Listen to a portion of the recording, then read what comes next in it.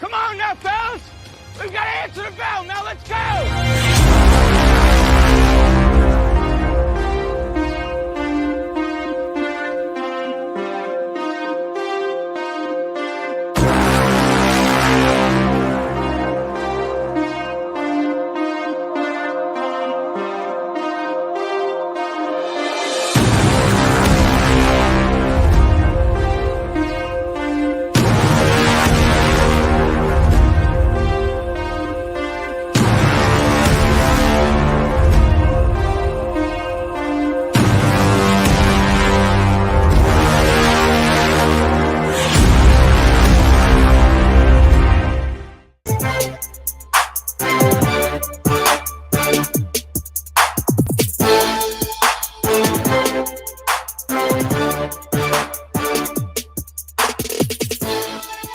Good afternoon. Welcome in to Main Street Sports Today, presented by Mid-Tennessee Bone and Joint.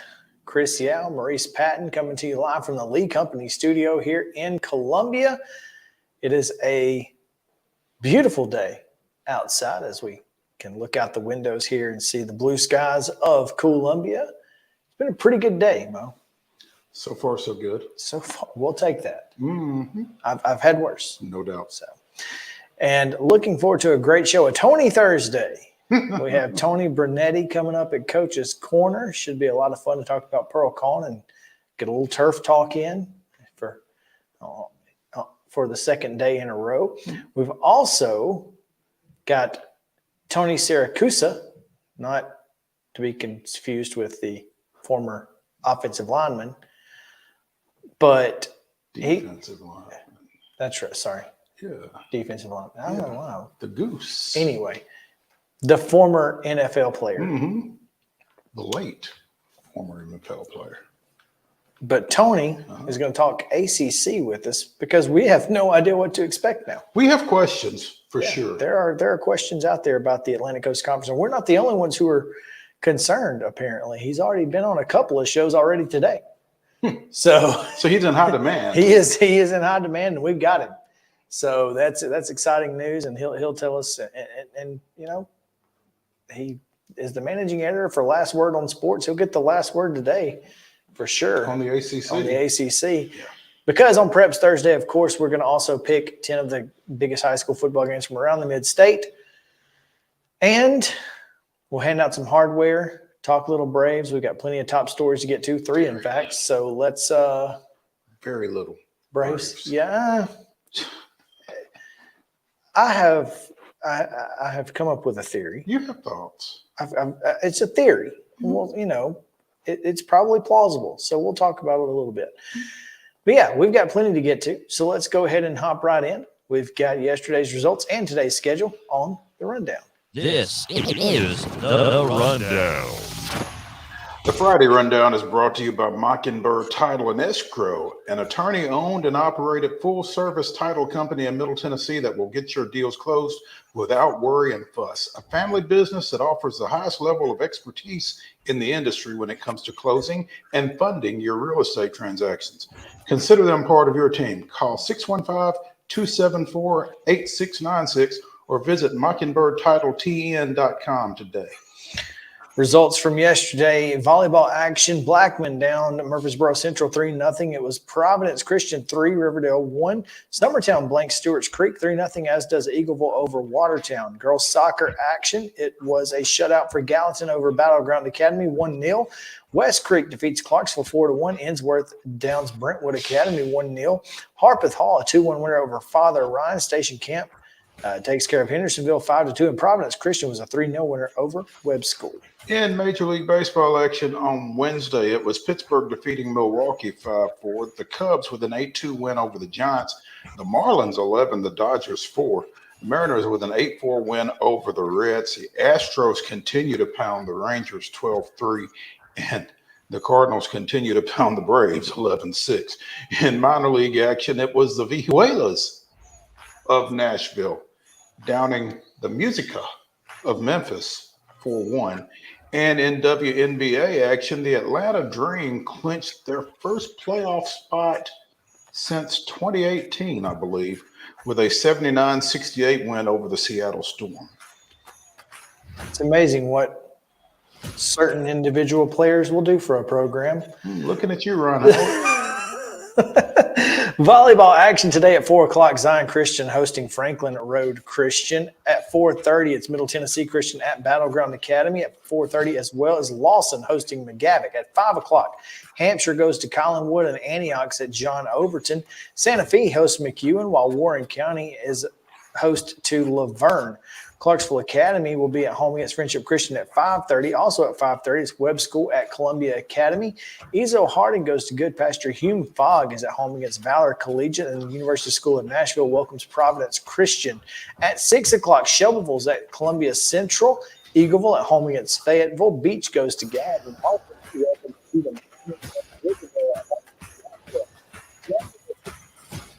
And Summertown plays host to Lewis County at 6:30 tonight. It's Culleoka at Cannon County. Community goes to Giles County. Lincoln County hosts Spring Hill, and Oakland is at Siegel. In girls soccer action today at 4:30, Overton travels to Good Pasture. Also at 4:30, it's McGavock at Kenwood. St. Cecilia Academy hosting Hillsboro. In a 5 o'clock matchup, Ezo Harding is at Clarksville Academy. Also at 5, it's Antioch at Davidson Academy. Friendship Christian at Donaldson Christian. Middle Tennessee Christian at Franklin Road Academy. Kip Nashville goes to Glencliff. Springfield hosts White House Heritage. STEM Academy hosts Hunters Lane. At 5:30, Loretto is at Adamsville. At 6 o'clock, Kirkwood is at Dixon County. Harpeth hosts Creekwood. Lawrence County goes to Marshall County. Martin Luther King is hosting Lawson. Sycamore is at Montgomery Central. Independence Academy is at Nashville Christian. Christ Presbyterian Academy is at Pope Prep. Portland hosting Logan County, Kentucky. Cane Ridge is at Valor Collegiate. Cheatham County goes to Waverly, and Zion Christian hosts Cascade. At 6:30 tonight's Liberty Creek at Northeast, as well as Macon County at Greenbrier. Stewart's Creek welcomes Cookville, and Spring Hill goes to Warren County at 7 o'clock. Oakland is at Blackman. Northwest hosting Rossview. Shelbyville's at Columbia Central. I wonder if they're just going to ride together, soccer and volleyball. It only makes sense. Brentwood is at Franklin. Giles County welcomes Murfreesboro Central Magnet, while Mount Juliet is at Green Hill across town. Lebanon is at Laverne. Nolansville hosting Ravenwood. Independence goes to Page, and Richland's at home against Culleoka. That'll be a good one. Rockville's at Siegel. Wilson Central's at Smyrna. Summit hosting Centennial, and White House at home against Merrill Hyde. Major League Baseball action tonight at 5:40. The Dodgers continue their series in Miami against the Marlins. The Braves hope to get St. Louis out of town this evening at 6:20. That one will start. And Arizona is at Wrigley Field against the Cubs. Excuse me. That would be ideal. That would at 6:40. Minor League Baseball action. Memphis and the Sounds continue their series at 6:35 at First Horizon. It's the NFL season opener tonight, 7:20, NBC, Lions at Chiefs. College football action tonight at 6:30 on the ACC network. It'll be Murray State at Louisville. And in WNBA play at 6 o'clock on Amazon Prime, it's the LA Sparks at the New York Liberty. And that is your rundown.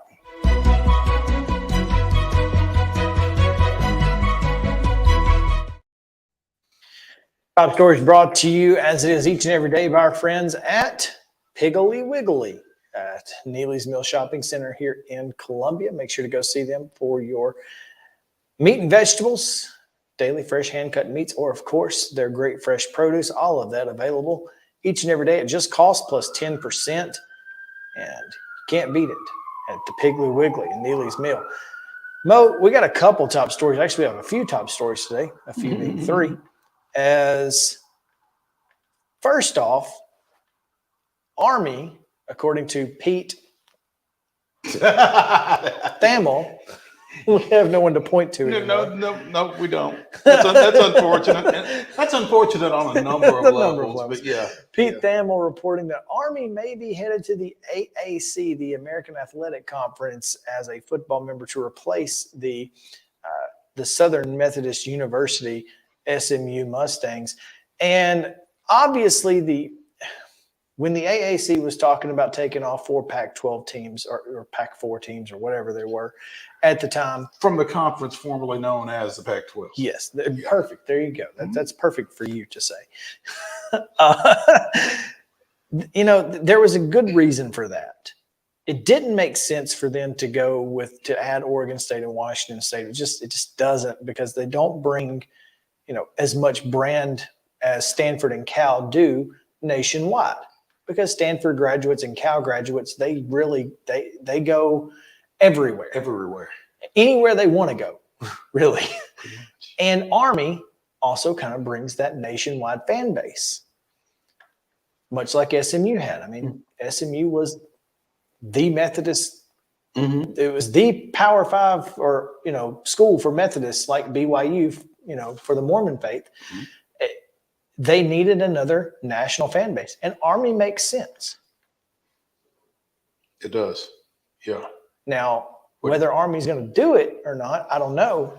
Well, what doesn't make sense is I saw somewhere that if Army does join the AAC, that Army-Navy would not be a conference game.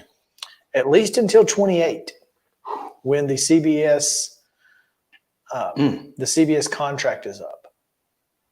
Seems like to me that would just add another level of juice to what is already one of the biggest rivalries in college football. Obviously. The problem being that the contract requires them to play after conference championship games are played.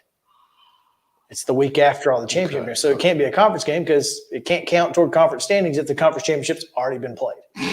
So once that contract is up, my assumption is it probably moves to week 0, which would be, to me, instead of ending the year with Army-Navy, let's start the year with Army-Navy. Here's the thing, though. I mean, the aesthetic. So many times when you get that game in Philadelphia or Baltimore, it's snowing, it's cold, it's nasty. You've got all the elements involved with, the two, all respect to Air Force, the two premier service academies going at it. That game the week before Labor Day, I don't know if it has the same oomph to it. Labor Day weekend, though. Think about that, with all the things that go with that. Now, that could be. That'd be cool.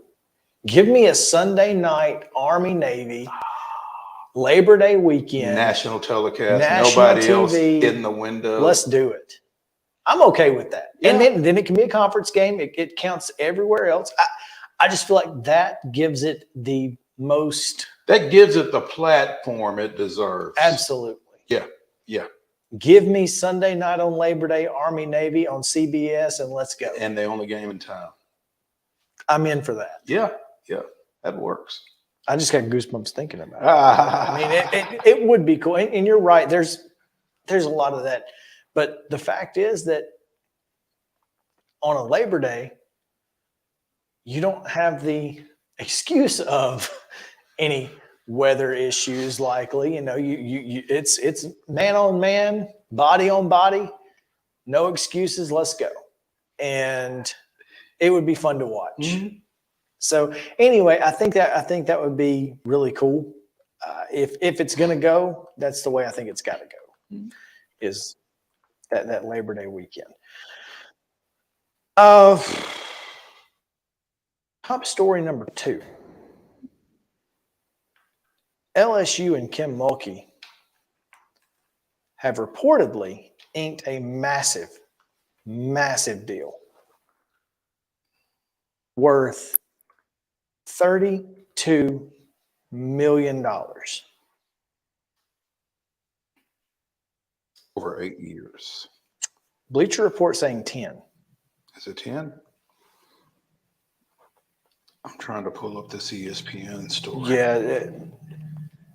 Most of the places I'm seeing are saying 10. Really? Okay. 10 for 32, which is 3.2 a year. Yeah. A lot easier math than 8. I mean, that's 4, but still, 10 is still easier. I mean, I know you're from Alabama, but still, come on. You can manage that. But this makes her the highest paid women's basketball coach. Not super surprising after winning a national championship at LSU. I mean, when's the last time that happened? I don't know that that's ever happened. Exactly. So LSU being the preeminent women's basketball program in the state is new, to say the least. And here's what I love about it. And this is completely not, this isn't, being talked about enough, I don't think. LSU is putting their money where their mouth is for a women's program. $3.2 million a year is more than a lot of football coaches make. And the fact that they're saying that our women's basketball program is as important to us as as some people's football programs are to them, I think that's huge for the sport. Yeah. I have my issues with Kim Mulkey, and they're well documented, but, kudos to LSU for, putting the money behind a national championship coach who has now won 4, 3 of which are her previous stop at Baylor. So, you can't argue with her success, and she's being paid like someone who has had the success that she's had. So, again, kudos to them. M.A. Bopel of ESPN.com with this report on their website, initially reported by the Advocate down in Baton Rouge. But she will be with this compensated along the lines of Ariema and Dawn Staley, which makes sense. Yeah. I mean, Staley's she had a 7-year, $22 million deal that she signed in 21. Mm-hmm. So, So each of them is making at or just a little over $3 million a year. did you happen to see the photos of AI dressing Brian Kelly like Kim Mulkey? Just tell me that this is not exactly what you wish you would see on the sideline. I'm just saying, Brian Kelly dressed as Kim Mulkey is pretty funny. But yeah, kudos to LSU, man, for again showing that women's basketball is a priority. Mm-hmm. And in the SEC, it certainly is. You got 2 coaches making north of $3 million a year. Yep, that's impressive. Before we get out of here, let's take a quick look at Belmont Hoops, who welcome in some new friends this week, or are welcoming in some new friends soon. Not this week. First week in October, apparently. It was tweeted by a number of accounts yesterday or last night, I guess, that the Chicago Bulls will hold their remote training camp in Nashville, October 3rd through 7th, I think. Their media day will take place October 2nd in Chicago. First preseason game is October 8th in Milwaukee. In between, they will be practicing at Belmont, which is interesting. Not seeing a whole lot of, explanation for it necessarily, but according to this article on BleacherNation.com, the destination was decided upon by Chicago Bulls players earlier this offseason, according to the Sun-Times' Joe Cowley. I don't believe that. Okay. I believe Jerry Reinsdorf is trying to get a 2-for-1 and move the Bulls and the White Sox to Nashville, baby. There you go. Let's go. Who knew? Well, it's funny. Joe Cowley at J Cowley Hoops on Twitter. Bulls make it public that training camp will be in Nashville the first week, but before the conspiracy theorists start on a White Sox connection and Jerry, this was decided on by the Bulls players earlier in the summer. No. That's your story, and you're sticking to it. That's my conspiracy theory, and I'm going with it, baby. It's interesting. I don't know how many other people or teams do this, but and I can understand if you were going to like some random suburb of Chicago to generate excitement for the Bulls or something, but why Nashville? Which I mean, Belmont's facilities are fantastic. Mm-hmm. Don't get me wrong; they are top notch. But it is interesting that Nashville, right after there was a connection with Reinsdorf potentially moving the White Sox, and Nashville is obviously involved in that conversation and all of the things. Mm-hmm. It's just kind of funny. And do I believe in coincidence? Absolutely not. Never have. So anyway, let's take a break. We will come back and welcome in Tony Brunetti, the head football coach at PEARL-COHN. We will also hand out some hardware, so stick around on Main Street Sports Today, presented by Mid-Tennessee Bone & Joint. We'll be right back after this.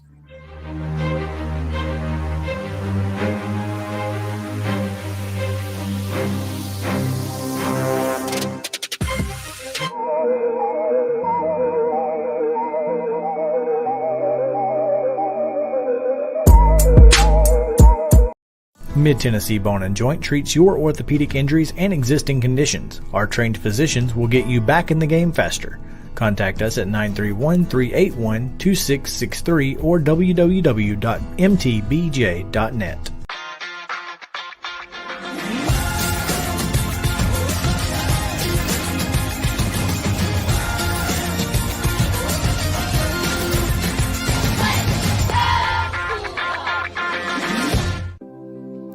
Custom Stone Handlers supplies over 600 distributors and suppliers with quality stone products. Along with River Stone, we produce and distribute over 100 building, landscape, and other bulk products. Our goal is to provide quality products, service, and partnerships to ensure our customers' success. We firmly believe that the measure of any person or company is how they treat other people and customers. Give them a call at 931-490-4990 or visit CustomStonehandlers.com. With Lee Company technology, the best handymen are hands-off. Lee Company techs have been using visual findings and other smart technology tools for years to add transparency and virtually take customers along. You see what we see, whether we're in a crawl space or on a roof. With Lee Company, technology helps us help you, no matter what's happening in the world or at your house. You can't see the sights without the sounds.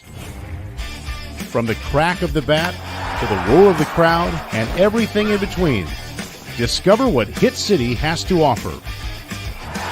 Spend your nights cheering on the Nashville Sounds at First Horizon Park with giveaways, fireworks shows, theme weekends, and more.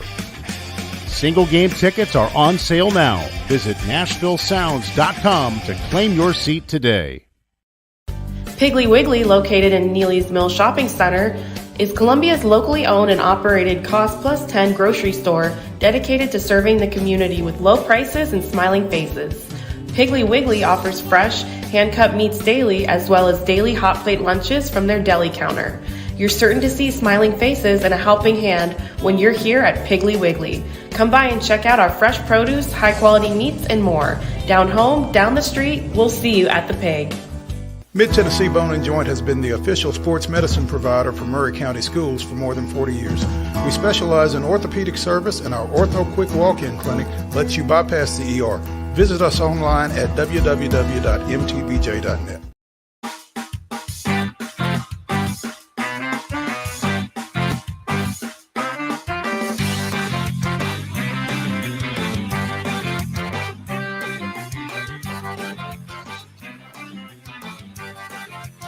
Welcome back in. Main Street Sports today, presented by Mid-Tennessee Bone & Joint. Chris Yalmo Patton here with you on this Preps Thursday. Looking forward to a lot of prep football talk between now and the end of the show. But before we get into this, Mo, I gotta throw this out there because we just talked about the Army-Navy game. At Reddit CVFB tweets, the best solution to Army-Navy is if Army joins the AAC is simply to make it a non-conference game at its regular time. They could theoretically play in back-to-back weeks in the AAC championship, Army-Navy, and the first round of the college football playoff. Oh, Lord. Man, that would be that challenges the imagination right there. I've heard stupider. Anyway, that is an interesting situation that I guess could happen, but I don't think that's happening. Oh man, yeah, that's something right there. Anyway, yeah, plenty of high school to get to, and we'll do that. We are efforting for our Coach's Corner host, Tony Brunetti, who just responded to a text and said he had not received the link. And so we have resent and hoped the link and hope that we will have him forthwith. Well, while we're waiting on him, let's hand out some hardware. Let's do that. We've got the Custom Stone Handlers Team of the Week. Custom Stone Handlers, fine folks here in Columbia, taking care of all of your rock needs. And obviously, staunch supporters of high school athletics across the area. No doubt. Yeah. So the Custom Stone Handlers Team of the Week, I really don't think there could be another team other than the one that snapped a 13-game losing streak on the road last Thursday night at Maplewood with a 41-14 victory. So congratulations to the Spring Hill Raiders. Yeah, well done, Spring Hill, Coach Ben Martin and the kids there for doing a heck of a job. The Alderson twins. And speaking of the Mid-Tennessee Bone & Joint Player of the Week this week, Mo. Ashton Alderson, a hybrid linebacker, safety, defensive end, whatever, Swiss Army knife. 5 tackles, 3 pass breakups, recovered a fumble for a touchdown, and returned an interception 9 yards for a touchdown in that victory. So he was around the ball a lot, and the ball wound up in his hands in at least 2 instances, scoring on both of them. So, yeah, he was a big part of that streak-stopping victory there. So congratulations to him. Yeah, don't forget, we've got plenty of high school football shows. Our wrap-up show airs on Tuesday. The preview show airs on Wednesdays. Here for Main Street Preps, we've got individual shows in Montgomery County and Robertson County. We've got a show from Murfreesboro. Of course, our show from Dixon with Casey Patrick. We've also got the Coaches Night Out each week, which is tonight. Is that right, Justin? You'll be tonight, or was that last night? You'll be Wednesdays. It's on Wednesday, so you were there last night in downtown Lebanon. So we have plenty of high school football coverage to give you. And, of course, you can listen to this show or any of our shows live at Main Street Media Radio.com. Is that right? Oh, man. There's a lot. I hate that I messed that up because I do know Main Street Media TV.com launched today. Meanwhile, Main Street Media Radio is also available at mainstreetmediaradio.com. So if you want to listen to the show, watch the show, you can do it in those avenues as well. And we appreciate you guys doing that. We are still waiting on Tony Brunetti, but yesterday we talked to Mark North, and he said that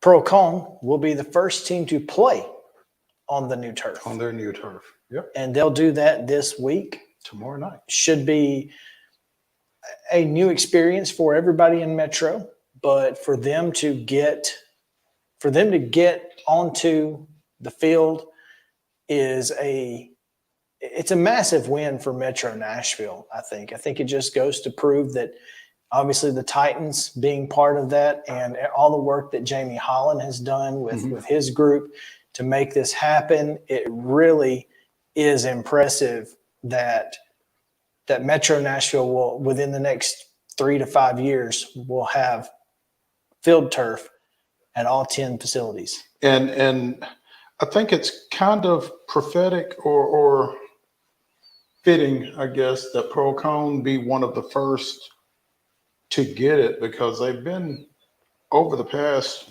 15, 20, even 30 years, probably one of the more successful programs in Metro Nashville. And this year's no different. Gotten off to a 3-0 start with wins over both Montgomery Bell Academy and Christ Presbyterian Academy. And hopefully we'll get to talk to Coach Brunetti in a little bit about this start that they've gotten off to. But yeah, Mark North said that PEARL-COHN, Whites Creek, and East Nashville are set to have their new playing surfaces in by the end of the season. And so, with no further ado, Coach Tony Brunetti at Coach Brunetti 2 on Twitter, joining us here on Main Street Sports Today in Coach's Corner, presented by From the Heart Cafe over in Chapel Hill. Renee Hart and her folks keeping you fed and happy. And I think Coach Brunetti's pretty happy right now. Again, 3-0 heading into tomorrow night's matchup against Pure Academy out of Memphis. Coach, good afternoon. Hey, how y'all doing? Appreciate having me on here. Hey, we appreciate you coming in with us, Coach. Hey, what are you more excited about, 3-0 or this new turf that you guys get to debut on tomorrow night? I think both. I mean, it's a blessing to have a turf. I think to have something nice like that, I think it's been a real blessing. Can you hear me? Yes. Okay. Yeah. I think it's a blessing. I mean, to be 3-0, it's a blessing. Also, it can be a curse. You got to take one game at a time, not looking ahead, and anybody get beat any night. I always believe that. So you got to play every team you play, you prepare for them just like the first game. Like you prepare for the state title every week. You got to go prepare. You don't take nobody lightly. And I think that's the playing on home on a brand new field, first home game. I think you have a nice crowd come out to the field. They never saw the facilities. The facilities are wonderful, beautiful. They've done a great job. Coach, one thing that nobody can say about you from a scheduling standpoint is, you guys don't run from anybody. You have consistently scheduled MBA and CPA at the start of the season for a pretty good while. And I would imagine it's ideally to prepare you, win or lose, for what else you guys are going to see over the course of the season. Yeah. But to get victories in both those games this year, what's been the key to that and to this start for y'all? I'll be real with you. It's been kind of crazy. The last few years, I decided not to play a whole lot, like maybe 3 scrimmages. I cut it down to 2 scrimmages, and I decided to play some 2 teams. They're going to be disciplined, going to be physical, and it's going to be prepared early in the season So last year I scrimmaged Lipscomb, I scrimmaged Baylor last year, I scrimmaged Lipscomb this year again, then I scrimmaged VA. But I think, sometimes this past year we took a look to play VA. VA kind of got my butt a little bit, and made us wake up a little bit because we bring an older group back. I think we got like a danger. I think kids start kind of doing what they want to do. I think that scrimmage with VA kind of brought us back and humbled us a little bit and put our mind back in the direction of what we want to go to and have a chance to win the state this year. Well, and obviously that's the benefit of playing opponents like CPA and MBA and the schedule that you guys play, because the fact is that not only is Class 4A a difficult classification, but your region for the last few years has been really tough, and you guys have been able to navigate that. But it's not like it's an easy road in that region, especially with your season closer with Marshall County. No, because really, to be honest with you, I mean, Marshall County had us beat last year, at home. And I think the kids, the second half, decided to step up and play harder and play their butts out to the end. And we pulled that game out and won it. But that was the turning point in our season, really. I thought we were doing okay last year. I think as we won that game, that just projected us to the state finals last year. I think it helped us get the major jump.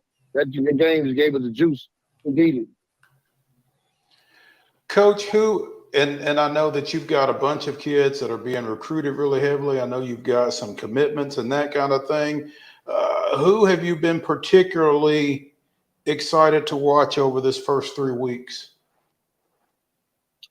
Man, everybody as a whole, the team as a whole, we got a lot of talented seniors, man. Every kid might not be that Power 5 kid. But we got a lot of kids that can play at D2 level, and A level, and as well as on up to the Power 5 level. So different kids have stepped up different weeks, man. I had a kid that played, got hurt because CPA is going to hurt real bad. But, he came on the last 2 games, and kid named Anthony Nelson. But he's out for at least about 5-6 weeks. Hopefully we'll get him back toward the end of the season. But he was a senior, but he gave it up. He played the first 2 games. But now somebody else got to step up in that role and lead that pressure. We lost losing that kid for that long. Come in and step up and try to give us some time there. But it's been a team effort while we've been successful, y'all. A team effort, man. Different kids that shine different nights. Well, and obviously, when you've got guys like Donovan Higgins and Joshua Sims on your team, folks are kind of gunning for those guys, and that's why it's important to have folks who can be, who can step up and fill those roles. I think defensively wise, I think Zion Simpson stepped up a lot. Grayson Beach, those guys stepped up a lot. We lost our middle linebacker their spring ball playing basketball. He had been started for us as a sophomore. And so I asked Zion to move from DN to linebacker. And those two have been doing a good job of really, pushing the defense, getting in the right positions, and then everybody's playing ball. Defense wins championship. But it's good to score points too.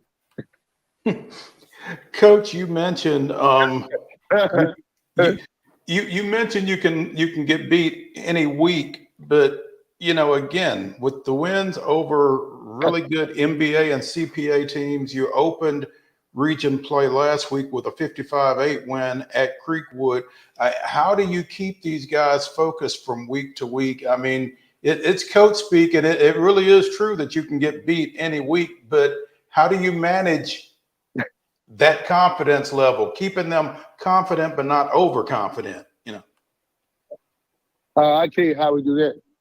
No matter who you are, a starter or you're a 4-string guy, every day we compete in practice.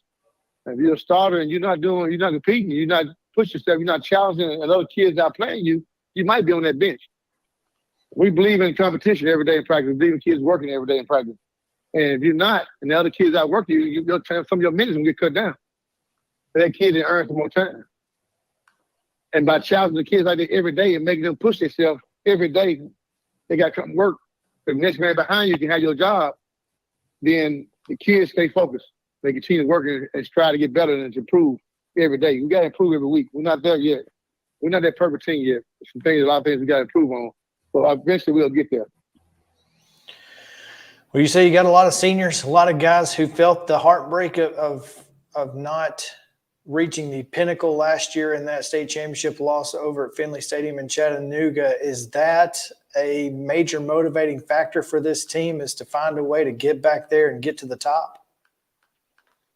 Yeah, I think so. I think that loss hurt a lot.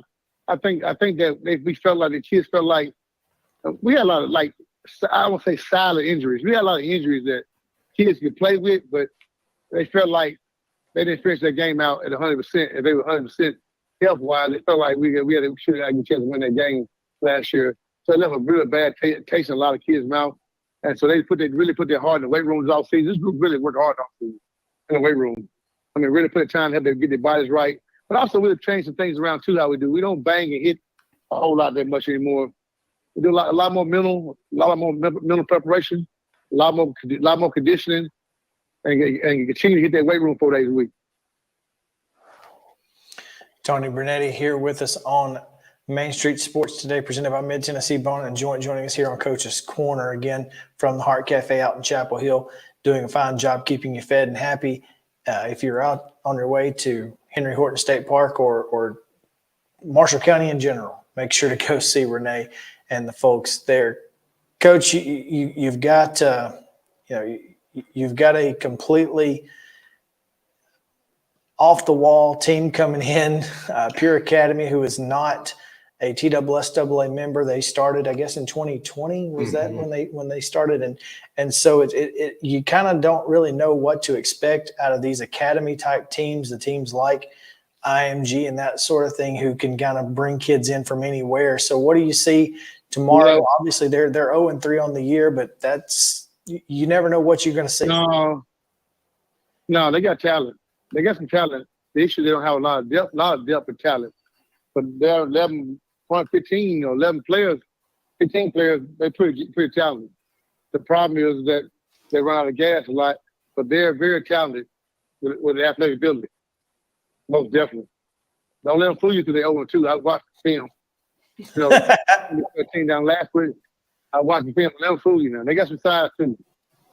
They just don't have a lot of depth.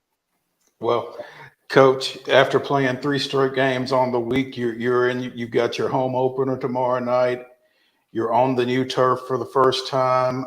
My question is, will Catfish have a voice at the end of the night tomorrow night? Catfish always, he'll be in rep form, ready to go tomorrow night. It's been a long time to be able to have a home game and be blessed. Have a home game and be blessed to have a nice field, a nice remodeled stadium. You know, and I want the fans to come out and enjoy this luxurious facility that we have now in this community. The blessing is 3728 zip code, and to come out and show pride tomorrow night. We got the fish frying tomorrow night. We got the family atmosphere tomorrow night. We just need everybody to come out and represent tonight. It'll be a blackout night to come out and represent this community, this town, and come out and come see a good game. I know it's going to be a great product that you guys put on the field. And like you said, the atmosphere is going to be fantastic. You'll smell that fish frying as you're getting parked. I've been there. I know how it works. And I hope you guys have a great night over there tomorrow night, Coach. And best of luck to you. Hope we can catch back up with you here before the end of the year. Man, I appreciate you inviting me. I really do. It makes my day. I really do. I mean, our program has come a long way. And the kids fight hard to make sure they're successful. That's all we want to preach. Successfulness in the classroom, successful in life, and also successful on the football field to help you get somewhere and better yourself in the future. That's our philosophy. Coach, we appreciate it. We'll talk to you soon. All right, appreciate you. Bye. All right. Again, Tony Brunetti here on Coach's Corner, presented by From the Heart Cafe. And let me just tell you, if you've not been to a football game at PEARL-COHN and you are a high school football fan in this town, you owe it to yourself to go. It's an atmosphere unlike any other. I mean, again, he talked about the fish. The fish is great. Fortunately, Renee doesn't have fish, I don't guess. So we're not really competing there, but the fish is great. Catfish Pender, Orlando Pender is the PA guy, and he's beyond compare. There's only one catfish, and it's just a fantastic atmosphere, fantastic team. Get over there when you get a chance. And now the field is fantastic. They played both NBA and CPA. I should have asked him who was going to win tomorrow night because they play each other. Oh, I don't think he would have answered. No, but yeah, it would have been a good question. Yeah. Who's going to win? Yeah. Oh, man. Well, we're going to take a break. When we come back, Braves chatter, this day in Braves history, and we'll talk a little bit about what else is going on. That's yeah. So stick around. Main Street Sports Today, presented by Mid Tennessee Bone and Joint. Back after this.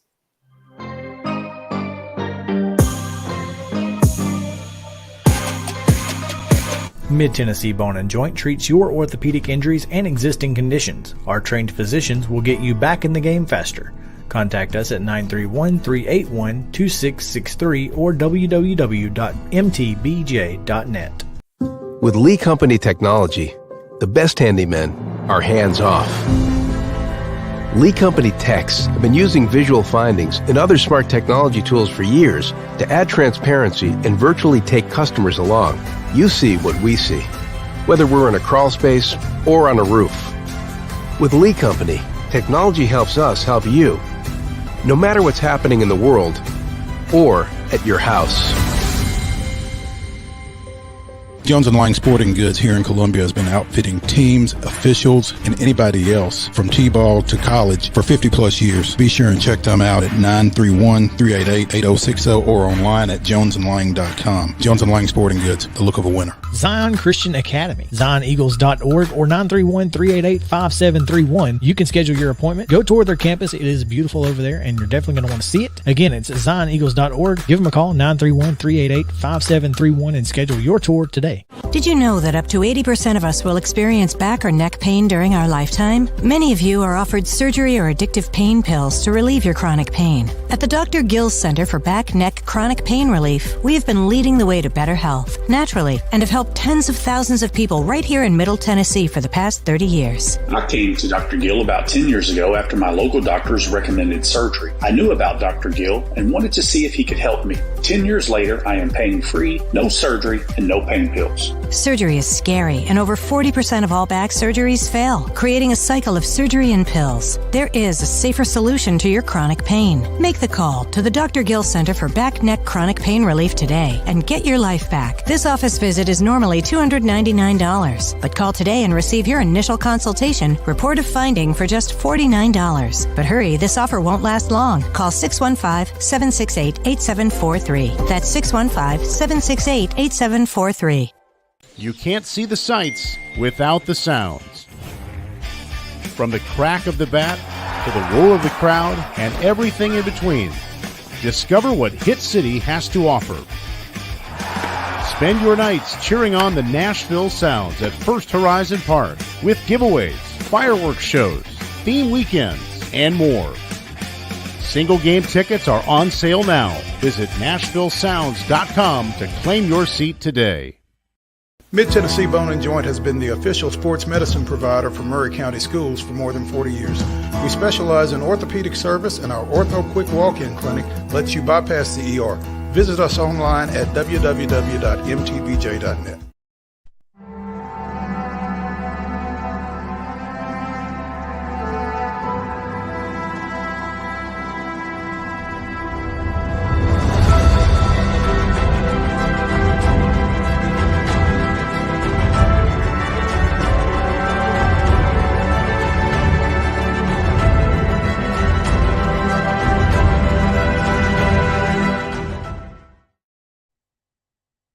September 7th, 2012, Paul Maholm and 5 Braves relievers, including friend of the show Eric O'Flaherty, combined to strike out 11 Mets and scatter 5 hits in a 3-0 shutout of the hosts, marking Atlanta's 3rd shutout victory in its many outings. Maholm went 5 1/3 innings for the decision. Craig Kimball struck out a pair in the 9th, and Chad Durbin, Luis Avalon, Johnny Betters, and O'Flaherty allowed 1 base runner in 2 2/3 frames. Jason Hayward and Dan Ugla each hit solo homers in the win. That was this day in Braves history. That is the second reference to Paul Mahomes that I have seen today. Really? Yes. That's interesting. Is that What was the first one? when he gave up the home run that started the brawl? Oh, Carlos Gomez. That's right. Yeah, I saw that earlier today too. I was like, that is wild. Now, here's the thing: when you call that a brawl, Well, bench is cleared. benches did clear, and there was a lot of screaming and Yeah, but nudging and Chris that kind of Johnson thing. nearly super punched Gomez. If you watch the video on the left hand, you see Pendleton run out, and right over his left shoulder, you see Chris Johnson, and he like jumps at Gomez. Oh goodness! Well, and here's the thing: That was great. it wasn't the Gomez homer. It wasn't the Gomez pimp. It was him screaming at Continuously, Mahomes yeah. all around the bases. It's like, why? No, it was rounding third all the way down the third base Yeah. line, just yapping. What? So yeah, that was wild. That is but wild. Two Paul Mahomes references In one day is not what I had on my bingo No, card. not at all. Not at all. Oh man. Well, let's start with this, Mo. Mm-hmm. The lineup is out, Mm-hmm. and we've got chaos.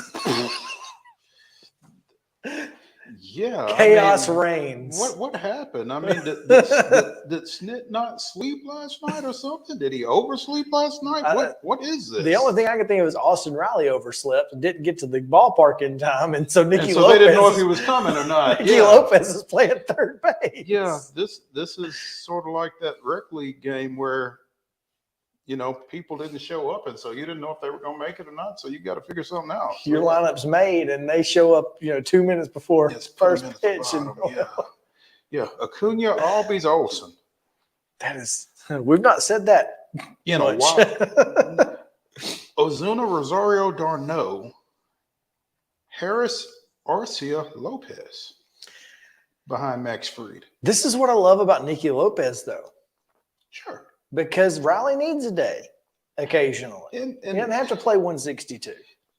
when you are 90 and 48 or whatever it is. And again, let's get them these off days now, because at the end of the month, there's a week built in there. And I'm concerned with that week. We've talked about it. It's funny you say that, because here's kind of my thing. I feel like they need to take some days off just to understand how to deal with days off. Because if you're in the 162 mentality and you get a week off, how do you get yourself cranked back? you don't know what it takes for you to get back to game day shape. Mm-hmm. So taking a day or two off is a really good idea for some of these guys. Yeah.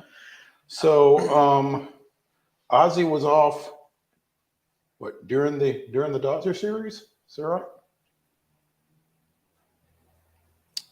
Yes. Arcia was off Tuesday night. Mm-hmm. Came back in and pinch hit. And Austin's off tonight, and I'm sure he will be available to pinch hit if necessary. Let's hope he's not needed. At this point, who knows, man? Again, I don't want to get swept by the Cardinals. And I don't know that I don't want to get matters. swept by the Cardinals, but I don't really care. I mean, thank goodness. Don't we have to care at some point, though? No, we don't. Listen, here's my theory. What's happening in Miami?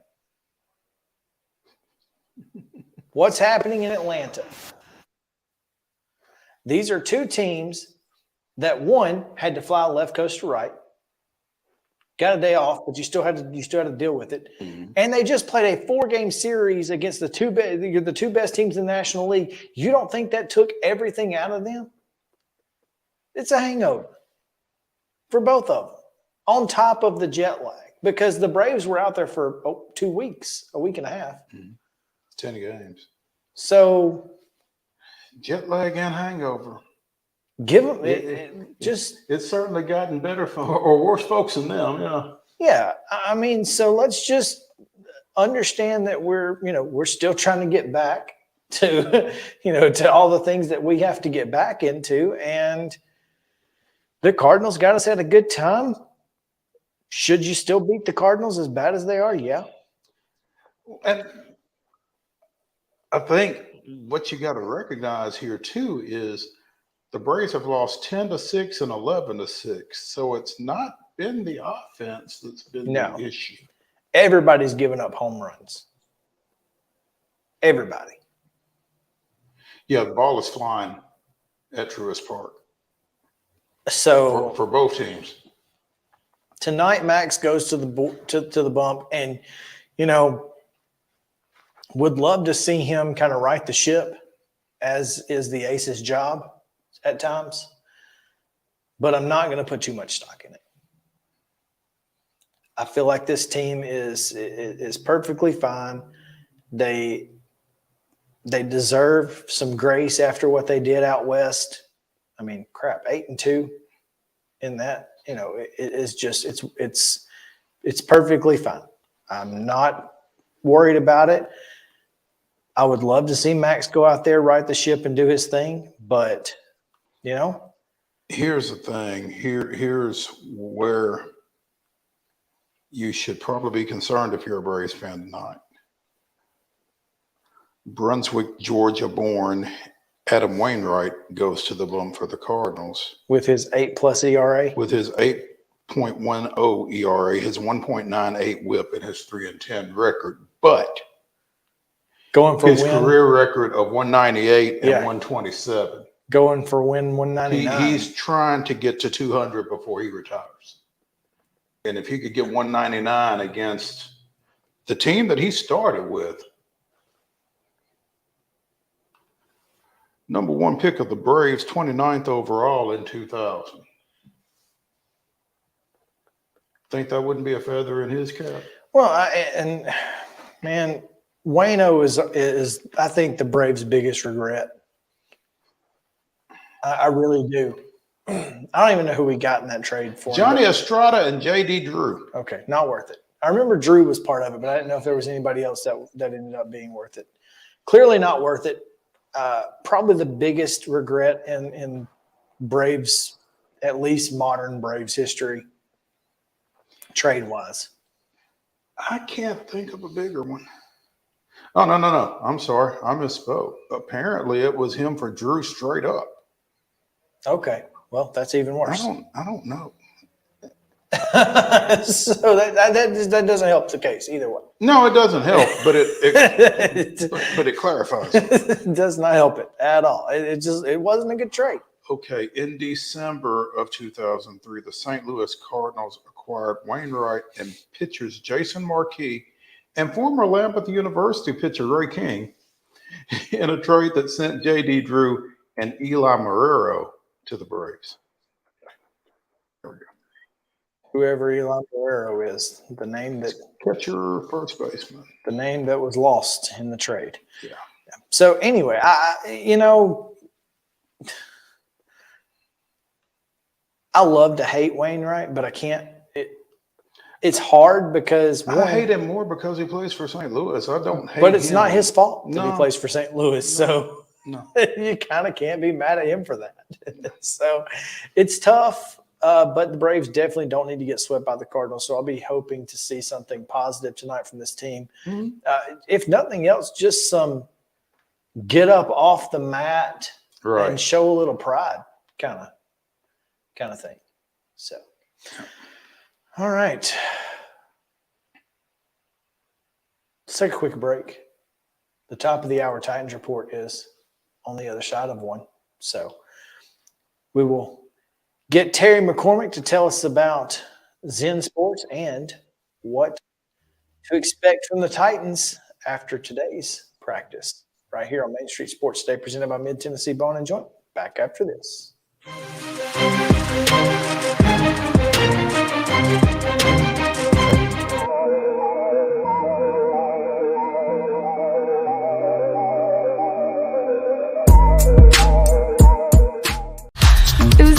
drinks. I'm good. I thought it was good. After every game, we always have a few. It's no big deal. It was no big deal. Hey, I can hold my liquor. I thought I could hold my liquor. Tired of hanging lights every year? We get it. That's why Southern Nights is here to help. We install programmable lighting on your home or business so you can enjoy beautiful, customizable lighting all year round. No more ladders, tangled lights, or cold nights outside. We do the work, you do the celebrating. Call Southern Nights today and take the hassle out of holiday lighting forever. For a free quote, give us a call at 931-241-3074 or visit our Facebook page at Southern Nights.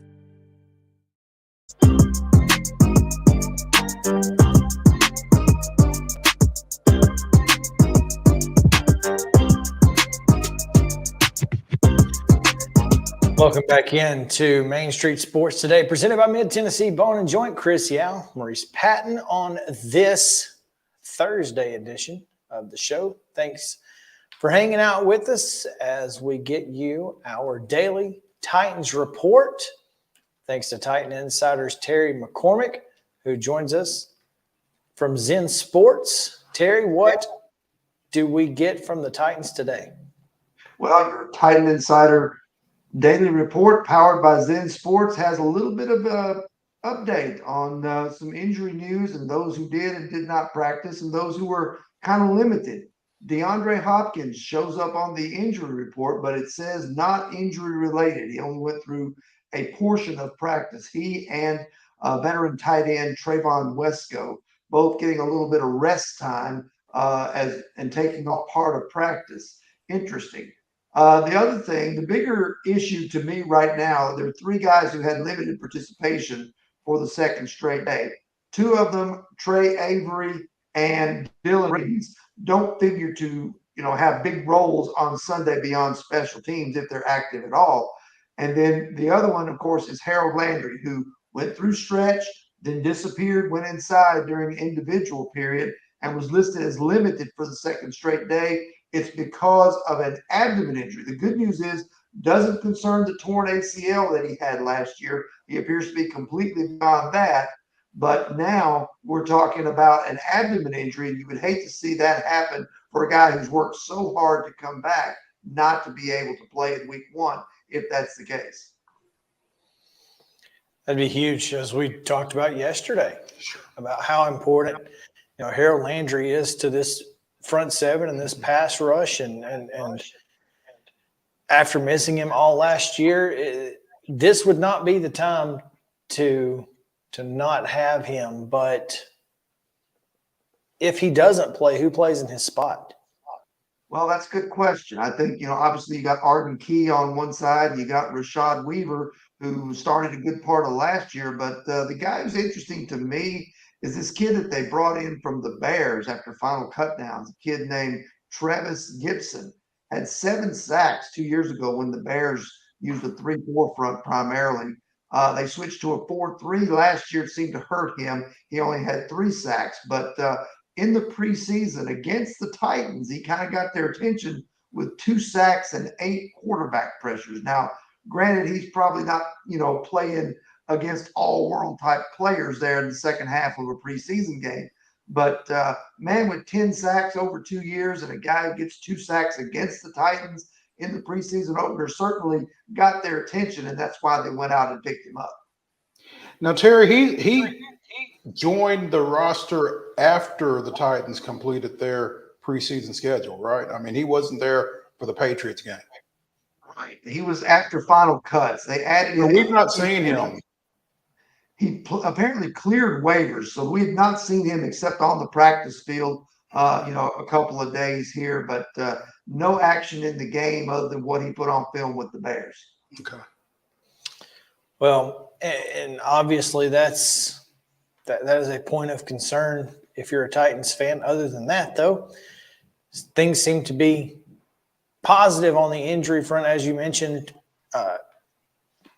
DeAndre Hopkins on the report, but as listed as taking rest.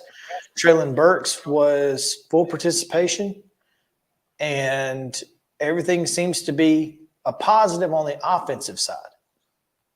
True. Now, the big test obviously is going to be how well the offensive line holds up against that Saints defense.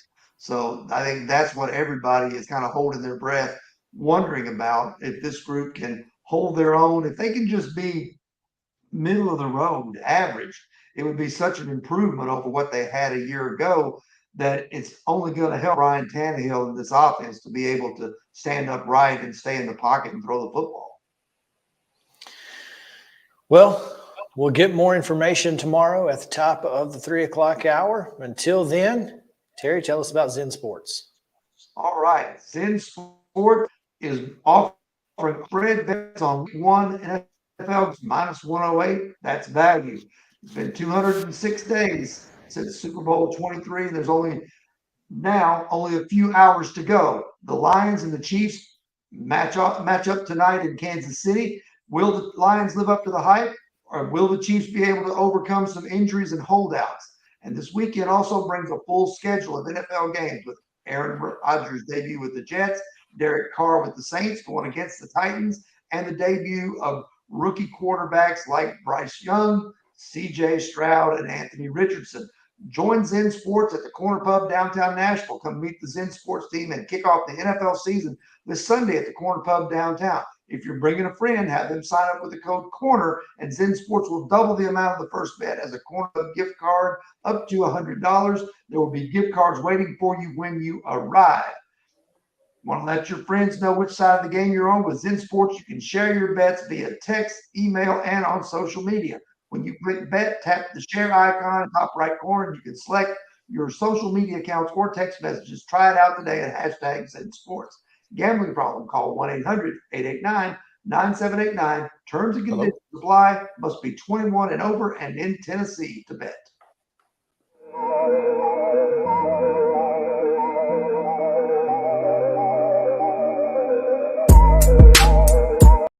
Mid-Tennessee Bone and Joint treats your orthopedic injuries and existing conditions. Our trained physicians will get you back in the game faster.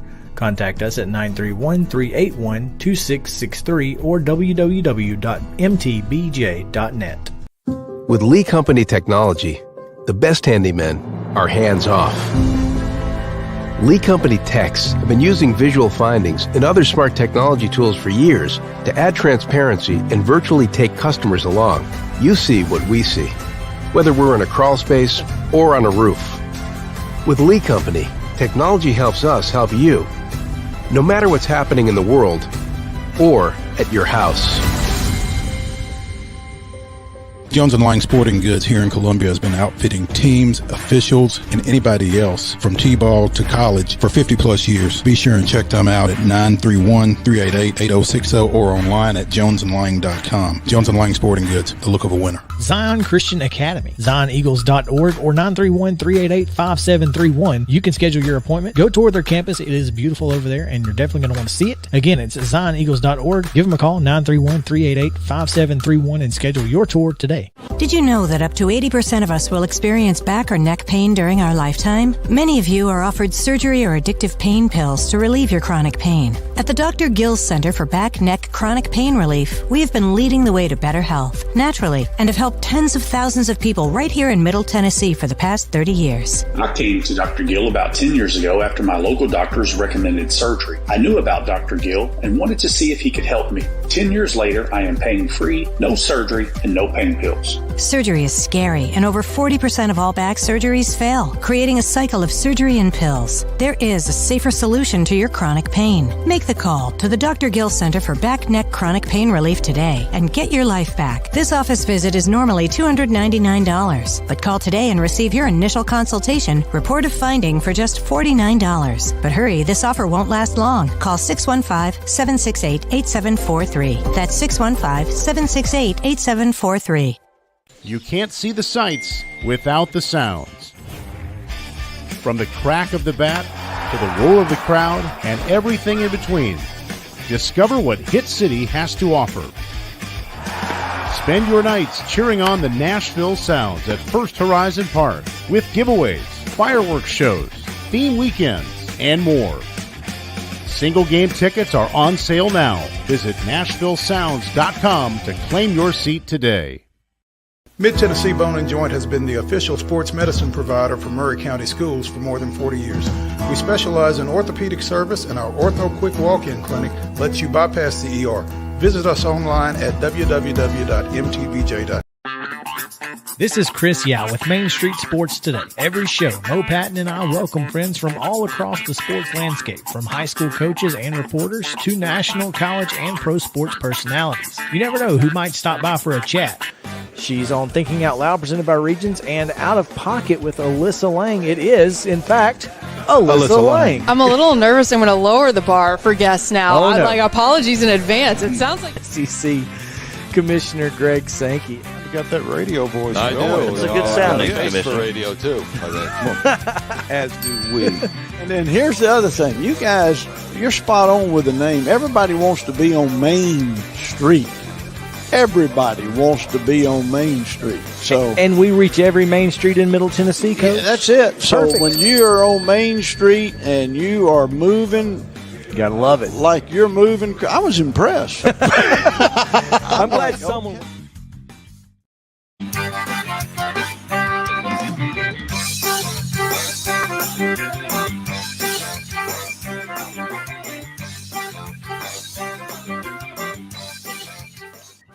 Welcome back into Main Street Sports Today, presented by Mid-Tennessee Bone and Joint. Chris Yao, Maurice Patton here on this Thursday, and we have a special guest joining us here to talk a little bit of ACC football as last word on sports from college football.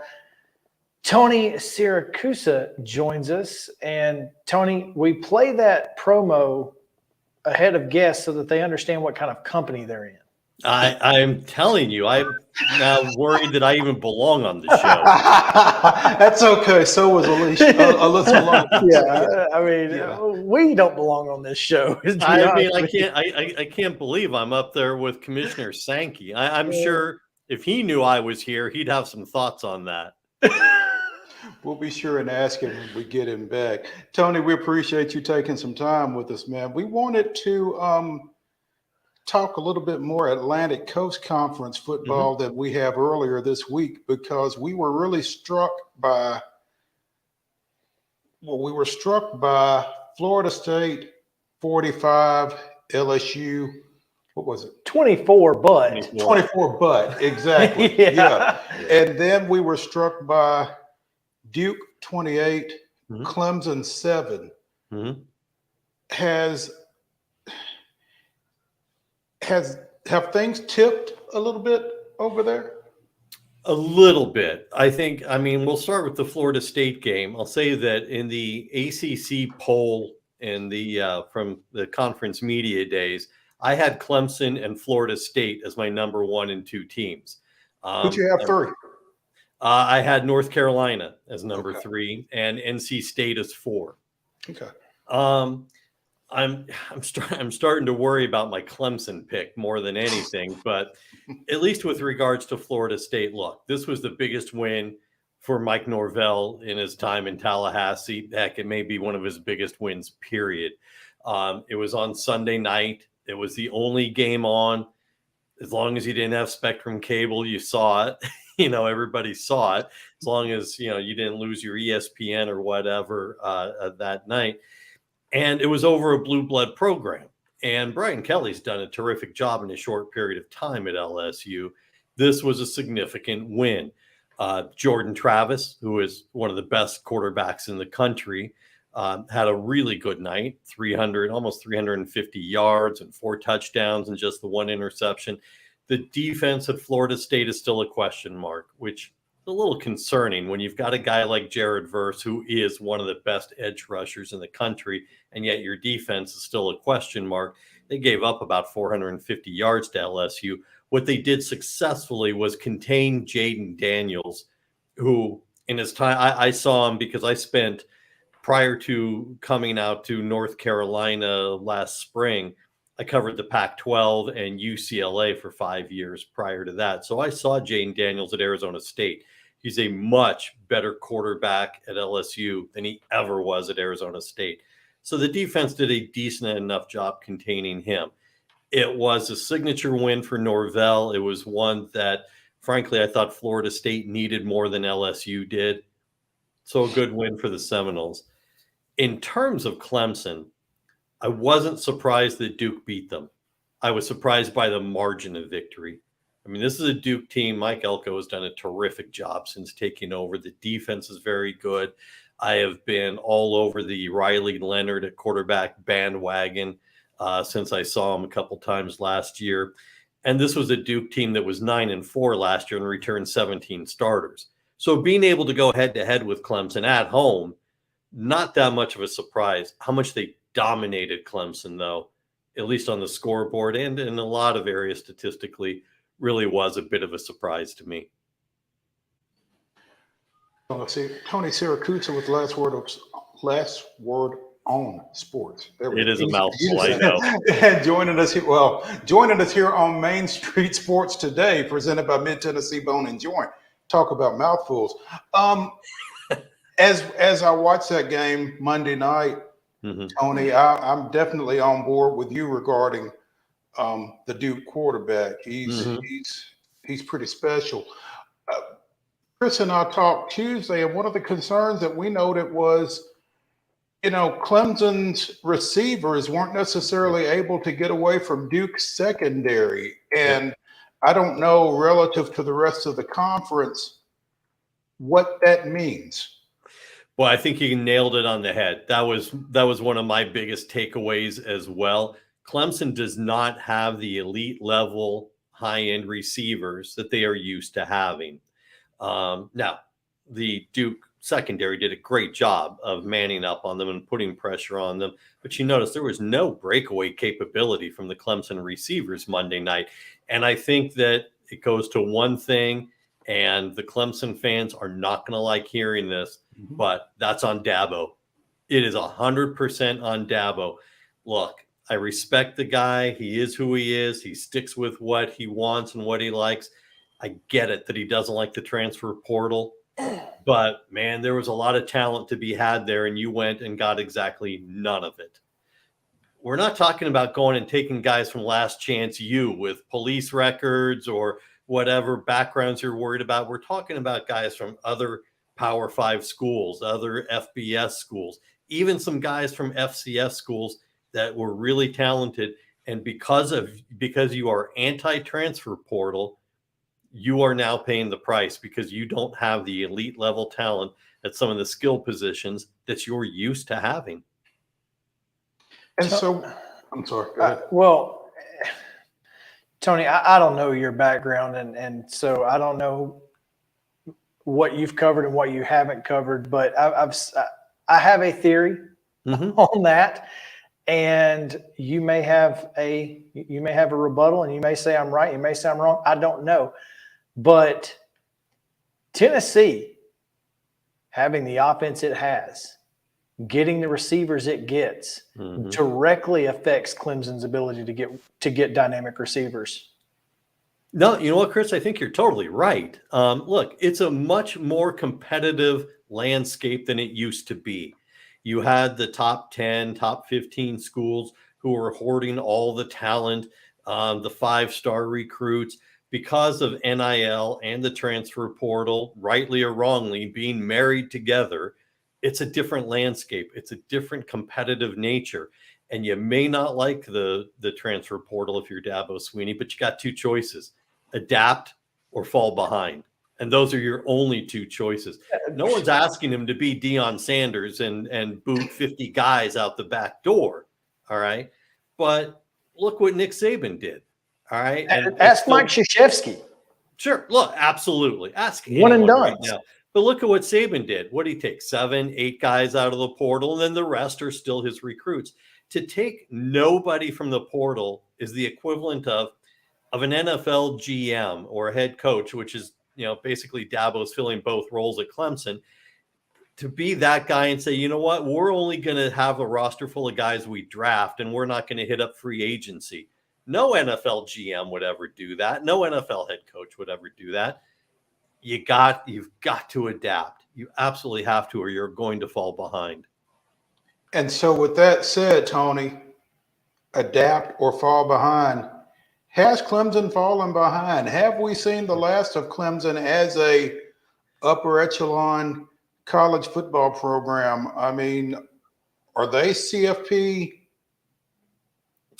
material? Wow. You know what? Based off what we saw Monday, no, they're not. Have they fallen behind? I think I try to be one of those guys that doesn't overreact after week one. We got a lot of weeks left to go, and the college football season, as you guys well know, it happens kind of in a firestorm, right? It's 12 weeks jam-packed together. And so in all my years of doing this, and like I said, a lot of years out on the West Coast, covering UCLA and the Pac-12 and different brands out there as well, I try not to overreact on week one, but this was not a good look for Clemson. Look, Clemson fans, you were begging all last year for Cade Klubnik. You couldn't shove DJ Uiagalelei out the door fast enough. And DJ's out in Corvallis. And I'm telling you, I truly believe with all my heart, knowing Jonathan Smith, the head coach at Oregon State, the way I do, DJ's going to have a terrific year out there. He's going to love that offense that has been built around him instead of Clemson trying to shove him into the offense that they want to run. Klubnik will be good. Will he be elite? Boy, he didn't look at Monday night, and he's got a long, long way to go to get to even the high-end level. The ACC is loaded with quarterback talent, loaded. And, you know, Klubnik's not even in the conversation of that top end right now. How much of that is Titans-esque with it's hard to complete passes when you ain't throwing to nobody open. So and that's a big part of it. And we have seen that issue here in Nashville quite a bit in recent years. So there's, I mean, all of that compounding makes Clemson, you know, a serious contender to be out in the cold when, you know, when conference championships rolls around, because you know, the ACC does not have divisions this year. Right, correct. So it's the top two teams are going to play in the conference championship game. And right now it looks to be the top two teams in that conference are Florida State and North Carolina, and everybody else after that. Yeah, no, look, I think you're right. North Carolina, and when we're talking about the competitiveness of the quarterbacks in the conference, obviously Drake May is one of the elites in the country. They've got to do a little bit of work on the offense. They lost Phil Longo, who had been the offensive coordinator for years, and he's off at Wisconsin now with his friend Luke Fickell. But Drake May's got the talent, and he's got the head for the game. And North Carolina needs the defense to show up. It did a better job over the weekend than it did last year. So we'll see where that goes. But North Carolina going to be very competitive. North Carolina State is going to be competitive. They've got Brennan Armstrong, the quarterback who transferred from Virginia, and he did it to go play with the new offensive coordinator, David Nye, who was his offensive coordinator at Virginia a couple of years ago. And Nye went to go coach for a year at Syracuse. But the two are reunited at NC State now, and that's going to be a high-powered offense. So you don't have a lot of margin for error if you're Clemson, especially with a conference loss in week one. Tony, Chris and I went through Clemson's schedule as we were discussing this situation on Tuesday. And as you talk about things that Clemson fans don't want to hear, I'm going to yield to Mr. Yao. Tony, Clemson may not make a bowl. I'm not there yet. But when you go through this schedule game by game, right, it's completely plausible that they are going to struggle to get past 6 or 7 wins, to get to 6 or 7 wins, in my opinion. Yeah, it's going to be a fight, and they have a lot of corrections that they have to do now. Like, again, with no room for error, you need to be making you don't have the luxury of time when you're 0-1 in conference play already and 0-1 on the season, and you've got a tough schedule. You don't have a lot of margin for error. And so, I mean, I still have them probably at a 7-5, but I can see where people look at it and say 6-6 is tough, 7-5 is tough. They would laugh at 8-4 based on what they saw. No question. Yeah, 8-4 would be a dream right now. I think for some. I mean, when you're looking at Charleston, Southern Florida, Atlantic, Syracuse, and Wake Forest as your best chances to get wins, and then Georgia Tech, that's 5. Right. After that, you got to hope you beat somebody you probably shouldn't beat. Yeah, no, look, it's true. And I got to tell you, last year, my first year of covering the ACC, I wrote an article for the Wake Forest Clemson game from the Wake Forest standpoint of, if you're not going to beat them now, when are you going to beat them? Because Wake Forest had such an experienced team. And Wake Forest wound up losing in double overtime at home. Sam Hartman had a really good game, but they lost. But I'm looking at this Clemson team and saying, wow, maybe I was a year early. Maybe this is where Clemson is more vulnerable. And Tony, while we've got you, as you mentioned Wake Forest, we would be remiss if we did not ask you about Wake and Vanderbilt this weekend. Yeah, look, it's when you talk to Dave Clawson, the Wake Forest head coach, he does all the things that you're supposed to do as a head coach. He's very close to Clark Lee. And he gave great props to Vanderbilt.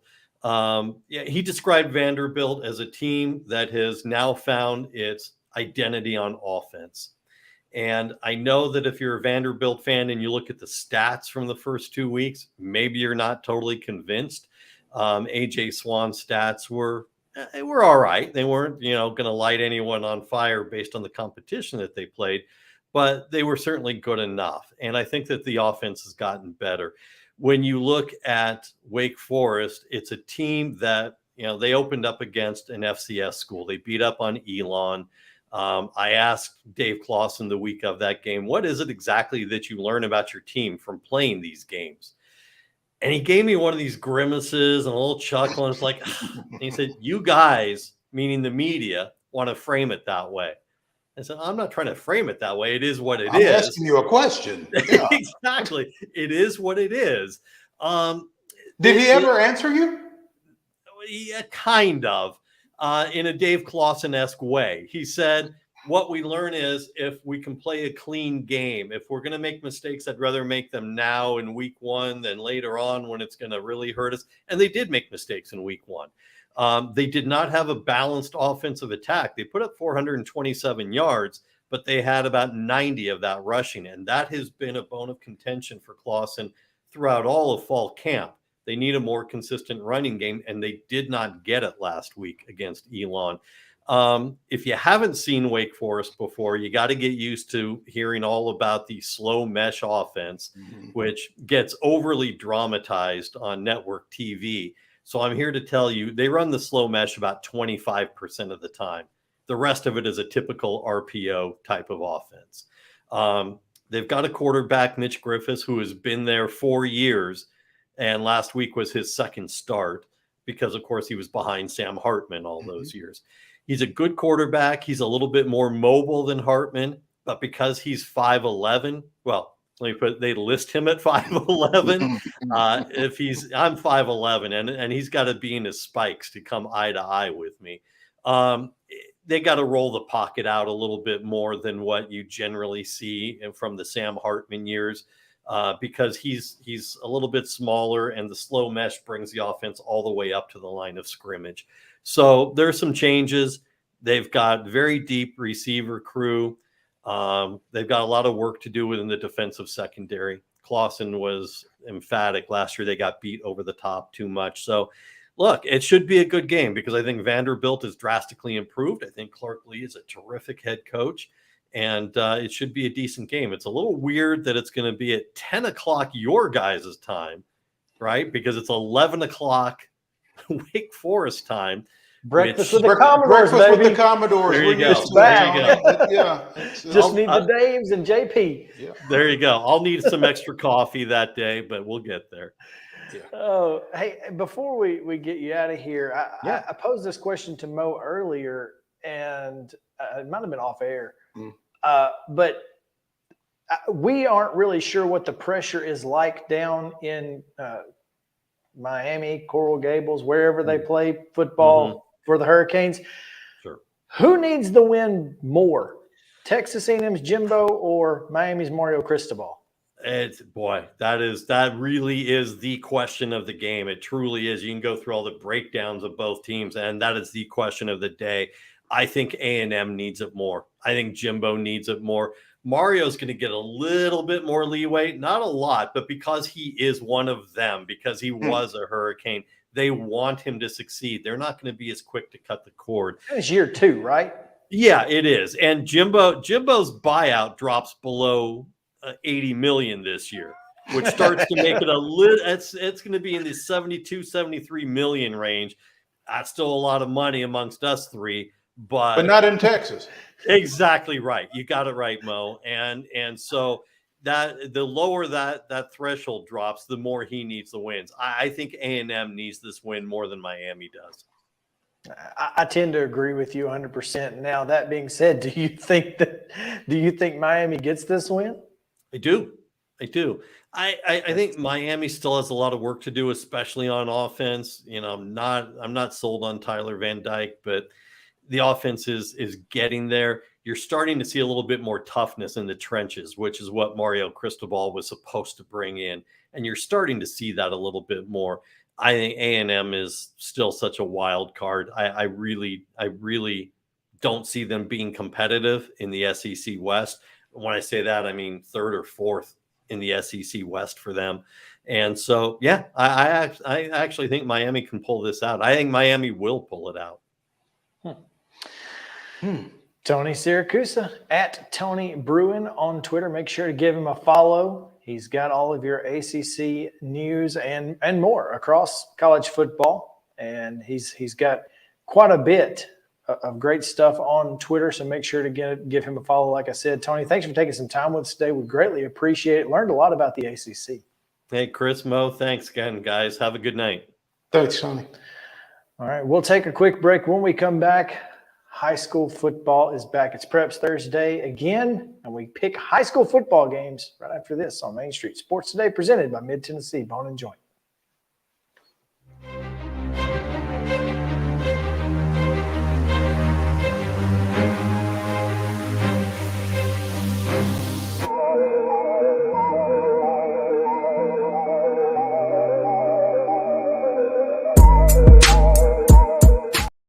Mid-Tennessee Bone and Joint treats your orthopedic injuries and existing conditions. Our trained physicians will get you back in the game faster.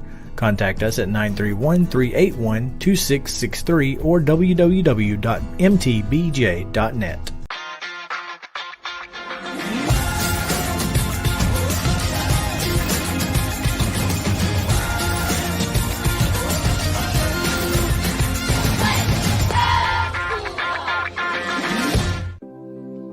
Custom Stone Handler supplies over 600 distributors and suppliers with quality stone products. Along with River Stone, we produce and distribute over 100 building, landscape, and other bulk products.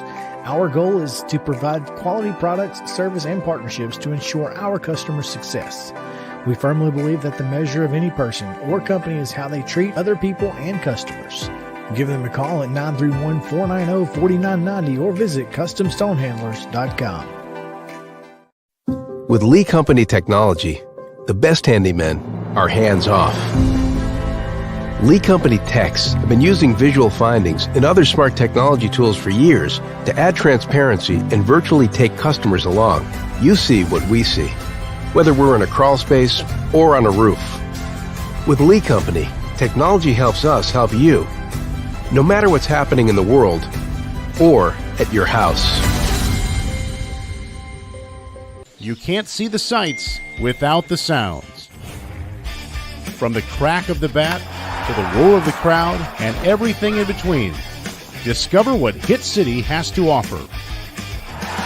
Spend your nights cheering on the Nashville Sounds at First Horizon Park with giveaways, fireworks shows, theme weekends, and more. Single game tickets are on sale now. Visit NashvilleSounds.com to claim your seat today. Piggly Wiggly, located in Neely's Mill Shopping Center, is Columbia's locally owned and operated Cost Plus 10 grocery store dedicated to serving the community with low prices and smiling faces. Piggly Wiggly offers fresh, hand-cut meats daily as well as daily hot plate lunches from their deli counter. You're certain to see smiling faces and a helping hand when you're here at Piggly Wiggly. Come by and check out our fresh produce, high-quality meats, and more. Down home, down the street, we'll see you at the Pig. Mid-Tennessee Bone and Joint has been the official sports medicine provider for Murray County Schools for more than 40 years. We specialize in orthopedic service, and our Ortho Quick Walk-In Clinic lets you bypass the ER. Visit us online at www.mtbj.net.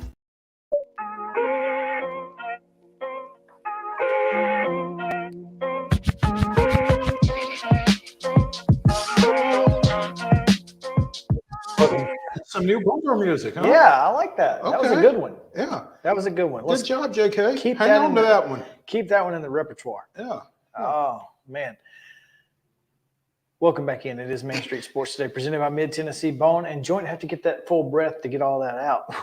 It is a mouthful. It is like the last word on sports. Yeah. Oh, we come to you live from the Lee Company studio. Before we get into high school football pick'em, I'm scrolling through Twitter as we are wont to do. And DeAndre Hopkins apparently gave an interview to GQ magazine. And Brady McIntyre took that personally. In which he revealed during his free agency process, he reached out to the Giants, the Lions, the Cowboys, and the 49ers because they were on his, quote, list. He never got a call back from any of them. He says he's very grateful for where he is in Tennessee, and he thinks he made the best decision.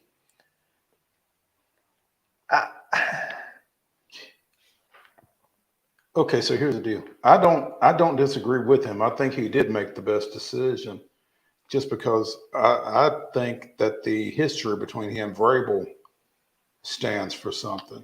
Sure. But I don't understand if you are, with the possible exception of the 49ers, maybe the 49ers are okay at receiver that they don't have to consider adding DeAndre Hopkins. But those other three? Yeah. How do you not even call him back? It's DeAndre Hopkins. It doesn't make sense. Yeah, it just simply does not make sense. Yeah, like you said, they've got the 49ers have Brandon Ayuk, they've got Juwan Jennings, Deebo Samuel. Yeah. I mean, they've got some decent wide receivers, but I mean, jeez. DeAndre Hopkins makes them even better. Who does DeAndre Hopkins not make better?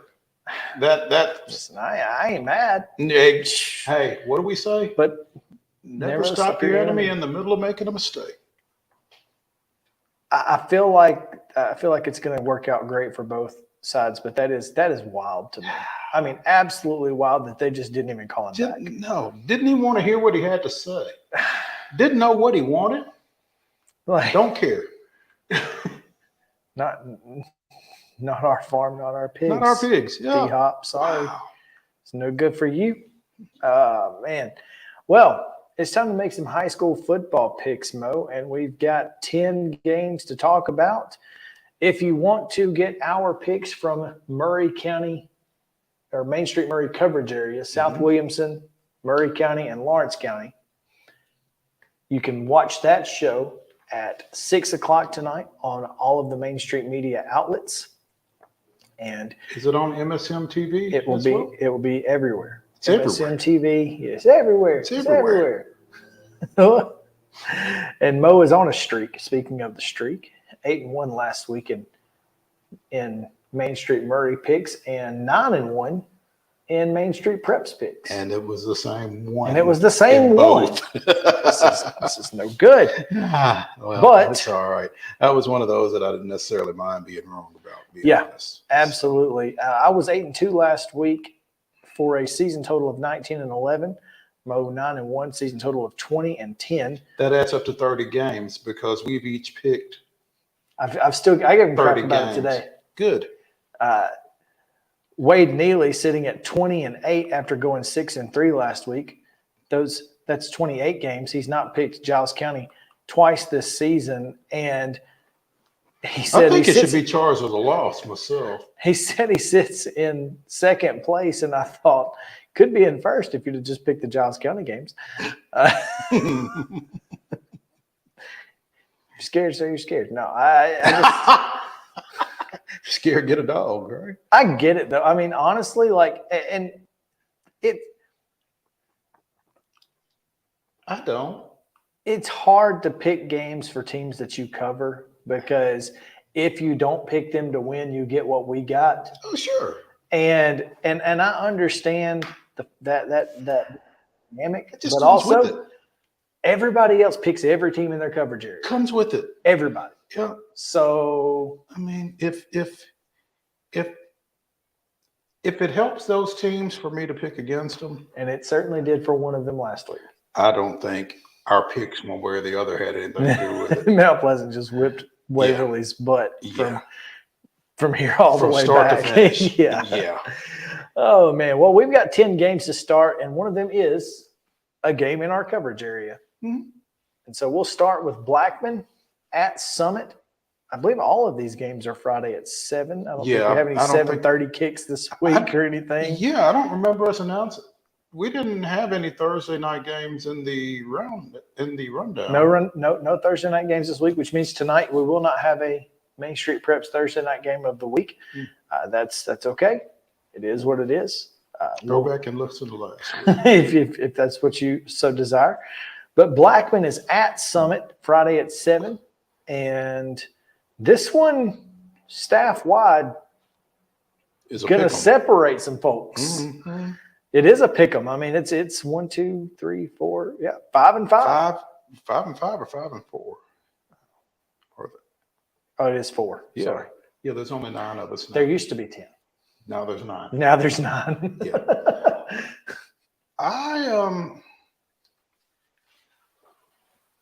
I liked what I saw out of Summit last week against Green Hill. That was a game that they very easily could have won. Blackman's winless. I think Summit gets this one. I was watching Monty Hale Jr. earlier on his show with Nick Gold, and he talked about those 3 Blackman losses. Obviously, against Brentwood was a tough one. This is a team they've lost by 7 the last 2 weeks to a couple of decent teams. I think Summit has certainly shown that they have the ability to get a win here. I think it's going to be as close can be, much like last week, but I'm going to go with Blackman here to get their first win. I think they've got just a little bit more athletic ability, and that's going to be the difference for the Blaze. Station Camp at Springfield, another toss-up pick-em here, as both of these teams are struggling. Station Camp 0-3, Springfield 1-2, I believe. Yeah, you talk about Blackman's athleticism. I'm thinking that's probably going to be the difference for the host Yellow Jackets in this one. I think it's going to be a close one. I just think Springfield is a little bit closer than Station Camp here. I went Station Camp again. I've got it as a 3-point game. To me, it is a pick 'em. It's a toss up, and in high school football, it's really hard to. It's really hard to make a decision one way or the other on games that involve 2 teams that you think are pretty equal, because you never know what's going to happen. You don't know what the difference is. You don't know if the quarterback's girlfriend broke up with him that week and he's upset. There's just so many factors when you're talking about teenage boys. I mean, so I went with Station Camp, but I'm not going to be surprised if the Jackets take this one. And vice versa. Yeah, exactly. Yep. Now, speaking of teams that have not struggled, Kirkwood, the Cobras, they host Northeast. Now, if you don't think this is a rivalry, go back and listen to our conversation with Kirkwood head coach Chad Watson earlier, as most of Kirkwood's players apparently came from Northeast. Northeastern Rossview, I think is what he said. Yeah. And so this one's going to have a little extra juice. This one will have a little extra juice, but the Cobras are off to a 3-0 start under Coach Watson. And a lot of neighborhood bragging rights going right here. And I like the Cobras to continue to roll. Yeah, I've got the Cobras in this one again. I think this is going to be a close one as well, but I'm going to go with Kirkwood to continue their unbeaten streak. They've never lost. Never. Isn't that something? In the history of the school. Which is much different than a lot of schools that start, and return kickoffs for a touchdown to open their entire school and then don't score again for the rest of the season, as Summerton Christian in 1995. Oh goodness! So I felt beginner's luck, huh? I felt the Summit pain.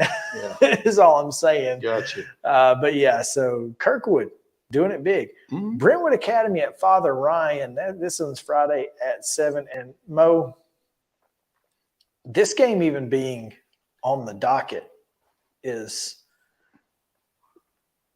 curious to me, as based on what we've seen to this point, Brentwood Academy ought to win this one going away. Yeah, and I think that this is a Brentwood Academy team that, obviously they lost their opener to CPA close. They lost their neighborhood rivalry game to Brentwood High School close. 17-16 to CPA, 21-18 to Brentwood. Got their first win under their new coach last weekend.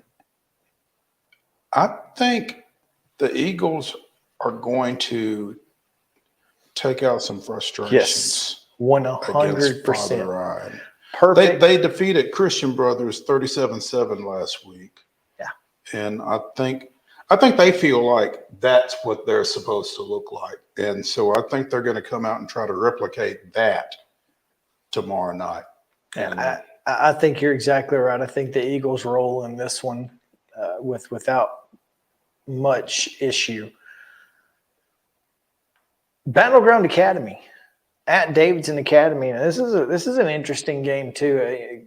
Kind of ask, how does it get into the pick 'em? But to be honest with you, these two teams are more equal than you think.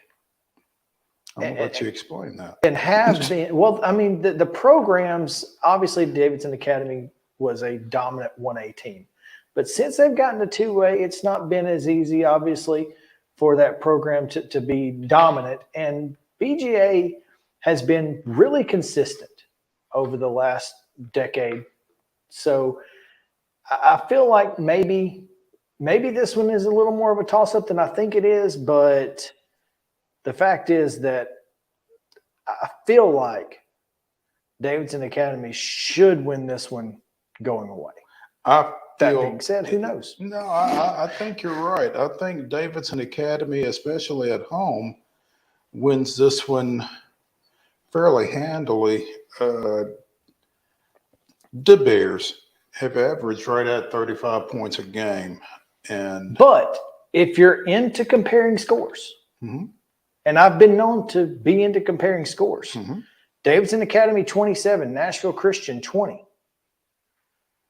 BGA 38, Nashville Christian 21.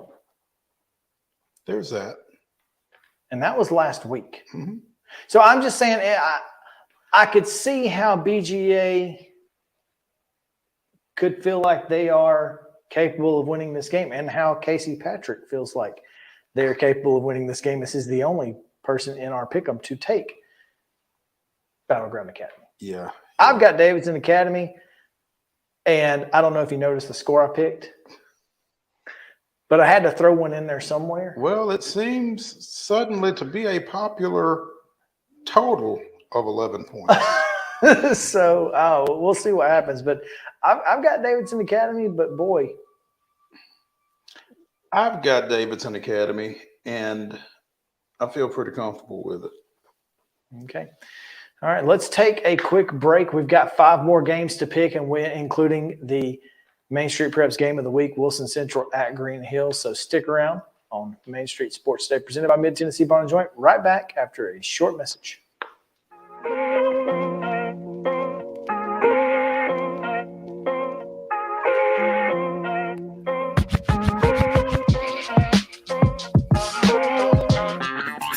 This is Chris Yao with Main Street Sports Today. Every show, Mo Patton and I welcome friends from all across the sports landscape, from high school coaches and reporters to national, college, and pro sports personalities. You never know who might stop by for a chat.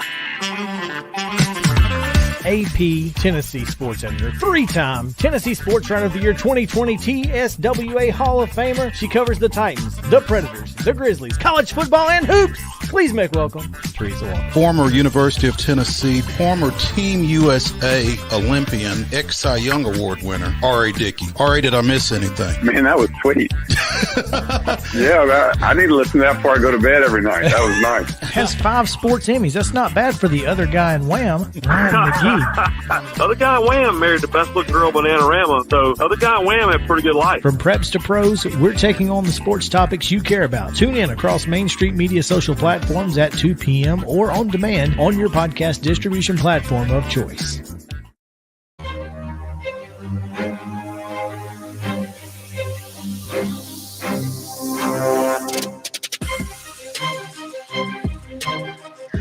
I love it when you can get some strings in there. Good strings. And when the beat drops. Oh, it's so good. So good. Earlier, Tony Brunetti probably wouldn't have picked it, but we have to. Montgomery Bell Academy is at Christ Presbyterian, and this is going to be a really good football game. Yeah. Both these teams traditionally good. Both these teams this year pretty good. I mean, I think it's an outcome that a lot of folks are going to be dialed into. I was really impressed with the way CPA played in that opener against Brentwood Academy, particularly in that second half. And that's kind of the basis for me taking the Lions in this one. Yeah, you know, obviously NBA doesn't have Marcel Reed, which is a big loss. They're 0-3 on the year, but not all 0-3s are created equal. Yeah, and to that point, it's not just that they don't have Marcel Reed. Marcel Reed was the first 4-year starter at quarterback for Montgomery Bell Academy I've read ever. I don't know that I necessarily, ever is a long time, but certainly I've been covering high school football around here since the late 80s, and it's certainly in that period of time. There was probably a time where freshmen didn't play varsity at all anyway. Right. So it's probably not out of the realm of possibility. It's probably not out of the realm of possibility, but I'm what I've learned. I've learned in this business is just as soon as you say ever and never, somebody points out to you where you're wrong. Yeah. So just don't even try right around it. But in quite some time. Yeah. So when you're having to come back with a new QB1 for the first time in 5 years, yeah, it leaves a mark. And again, NBA 0-3, but a 7-point loss to PEARL-COHN, a couple touchdown loss to Ensworth, who, by the way, is very good. Mm-hmm. And then Memphis University School, who has played in the state championship 2 years ago and is a perennial powerhouse in this division, a 14-10 loss to them. Meanwhile, first loss to Ensworth in a pretty good while, by the way. Meanwhile, CPA lost to PEARL-COHN as well, 15-11. And so, it feels like both of these teams are kind of potentially on equal footing. NBA looking to get that first win. It's, and then, of course, Ingle Martin's always got his team ready to play.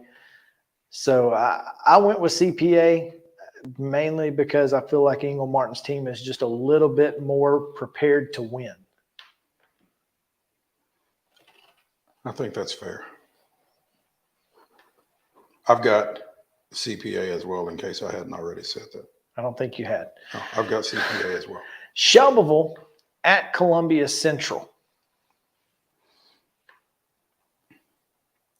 We will talk more about this on our show, the Main Street Murray High School Football Preview for week 4 that airs at 6. Is that right?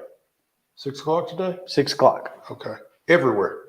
But everywhere? Everywhere. Columbia Central's only loss was to Marshall County in the season opener. Shelbyville beat Marshall County a week later. And apparently everybody not in Southern Middle Tennessee thinks that's the difference. Because the only people to pick Columbia Central in this are Wade Neely, Maurice Patton, and Chris Yao. So it broke along regional lines, huh? That's interesting. I just think that Columbia Central's offense is going to have a little bit too. They're going to be a little too high powered for Shelbyville to contain, and maybe Shelbyville outscores them. But I really feel like that defense is just. It's with Jaravius Hall anchoring the defensive line and Malik Smith behind him. That's the guy right there. And then, oh, by the way, Jordan Davis is behind them in the defensive backfield. It's a really tough 1, 2, 3. I'm telling you what, though, man. I mean, Jaravius is a dude, but Malik Smith is a difference maker, I think. Undersized, unfortunately, for the next level, but as good as it gets in high school football. But here's the thing, and as Tony Brunetti said in our Coach's Corner segment earlier, you know, not everybody can play Power 5, but guys can play somewhere. He can play Malik Smith will be playing on Saturdays for somebody, and he's going to make them better. And he's going to make this Columbia Central team better tomorrow night, and I've got them close in this Region 5-5A matchup. Same. Hillsboro at Cane Ridge, a little Metro Nashville action here. I've got the Burros. Cane Ridge has struggled this year to this point, and I just feel like Hillsboro's got a better chance to win this one just based on the fact that they know how to win. Yeah, I'd agree with you. Cane Ridge has struggled. They've lost a lot of talent over the last couple of years, notably Mose Phillips, who's playing up at Virginia Tech, but they've sent a bunch of guys on, and I think you're kind of seeing that right now. The cyclical nature of high school football has unfortunately hit the bottom side. It has cycled down for the Ravens, unfortunately. I've got the Burros. Henry County at Brentwood. I think this is going to be one of the best games in the state, not just the mid-state, the entire state. Patriots head down to take on the Bruins. And, man, I am looking forward to watching this one play out. Man, Henry County is tough to pick against on any Friday night. If it were in Paris, this might have gone a different way for me. Well, the trip, I think, does something. It's not an easy place to play, but neither is Brentwood. No, well, and this Brentwood team, I'm telling you, I'm Team Clint Finch right now. For me, Brentwood's going to have to lose before I don't pick them. Exactly. They're going to have to make me pick against them, and I don't think it starts this week. I've got the Bruins. Yeah. Finally, the Main Street Preps game of the week, Wilson Central. You saw them last week, Green Hill. Well, how do you feel like this one plays out? I think Green Hill wins this one. They've got some dynamicism on offense with the sophomore quarterback, Cannon Burrows, with a big two-sport guy, Aaron Mattingly, on the edge, Nico Duffy, Nick Owens. They've got some guys that can make some plays on the offensive side of the ball. And if their game last week against Summit is any indication, they're going to – outscoring you is their MO pretty much. I think the defense has to come a little bit, but I think they'll be able to score enough to get past Wilson Central. I am the only person who picked Wilson Central to win this game, and I'm sticking with it. I've got Wildcats, right? Wildcats. I've got the Wildcats in this one, 28-24. I think it will be a good one. I think it will be an outscoring. It'll be kind of one of those going to have to outscore the other.